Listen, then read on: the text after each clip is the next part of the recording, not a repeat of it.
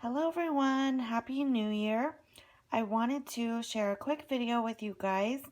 I think I finally have my 2016 planner and journal lineup situated. I will go over each one of these really quickly and just tell you guys what I plan on using each book for. The only one I do not know what I'm going to do with is my Erin Condren Life Planner. And because it is dated and it is starting today, depending on when I get this video posted, but like I said in a previous video, getting that Erin Condren was a huge fiasco, and it took a course of about like 3 or 4 months to finally get it. So I want to use it, and after you guys see what I'm using everything else for, if you have any suggestions for me on what I can use my Erin Condren for, please leave that in the comments below. I would love to hear what you guys think of my lineup of things that maybe you guys are doing as well, things that you guys are changing, or if you guys have any ideas for me, definitely leave them in the comments. I'm always curious and I love chatting with you guys. So let's get started. So the first thing is my Hobonichi Techo, and this is in the A6 size. And I'm going to be using this as like my daily currently list. You guys have seen loads of times, but I wanted to make sure that I do something in here that's like a daily thing because I kind of fell off the wagon with my Hobonichi for 2015, and I have a lot of blank pages and I don't like that. I feel really guilty about it, and I love it. I love the paper, I love the size. So I wanted to do something in here that I know I was going to keep up with, and I've stamped all of my stuff that I'm going to fill in for the day. I just added some stickers there, but I've stamped in all of January, so I'm going to try and stick with that in my Hobonichi. And I showed you guys my personal size Filofax Malden in a previous video. Right now I'm still using this as my main day-to-day planner, and so far it is working out well. I have found that I guess I'm just like a personal planner girl. I guess it just works the best for me, mainly because of portability. If I do need to take it with me, I can. I find that carting around an A5 is just way too cumbersome for me, but I like to have that size for at-home binders. So for now, I am going to keep my main planner in a personal size planner. And so when I show you guys all of these different books, keep in mind that it's mainly for the size. I will more than likely change out the books probably multiple times. So right now I'm in a personal size Filofax, and next week it could be a KKK or something else of that matter. But my system is definitely working for me, so I'm going to stick with the same system and probably just switch out binders. So that is that. And this is my Erin Condren, and I haven't done anything to it. And normally I go all out and I decorate and really have fun with Erin Condren, but I seriously do not know what to use this for. But I do have that, and this is my beloved blue Midori Traveler's Notebook. And in here, I'm mainly going to stick to the same thing I have been using this for. And I was using this for memory keeping. And you can see how fat this is. This is only one insert, you guys. But I had been using this one insert since, I believe it was August of 2015 up until now. And so I was just, this is the 128 page lightweight insert. And I was just using this for light memory keeping, memorabilia, some photos, just keepsakes, things like that. So I need to obviously take this out and put in a new insert for 2016, and that is what I'm going to be using my blue Midori for.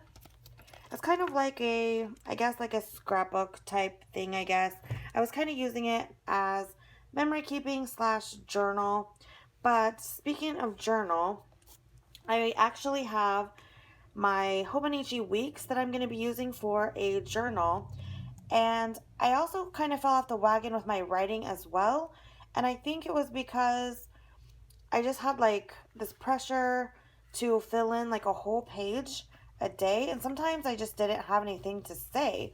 And so I've already been using this because it started early. But each week, this is also dated. So I also feel the pressure to use this as well. But over here, you have like your week. And so I write pretty small, so there's like little sections, so I can just write like little daily blurbs about my day or just whatever. It's really been working for me as a journal just because I don't have these big blank pages to kind of have to keep up with. And then each week has a blank page on the side. So if I want to write some more, if I have some quotes I want to write down, so this is perfect. I'm not going to decorate this at all. Excuse me. Matter of fact, it's just going to be for writing. In particular, I'm going to be using a fountain pen because I love how this paper takes fountain pen. It's beautiful. I love it. I really enjoy writing. So that is what I'm going to be using this for. And if I run out of room, there is a ton of blank grid paper in the back. So this is awesome. So if you guys do have the Hobonichi weeks and you find that it might be too small to use as like a main planner, I would highly suggest using this as a journal. Just because of the size, it's really nice and lightweight. It is portable if you do want to take it with you. But if you kind of have struggles with keeping up with a daily journal, I think this is a good option just because you have like smaller sections. So it's not as intimidating, if that makes sense.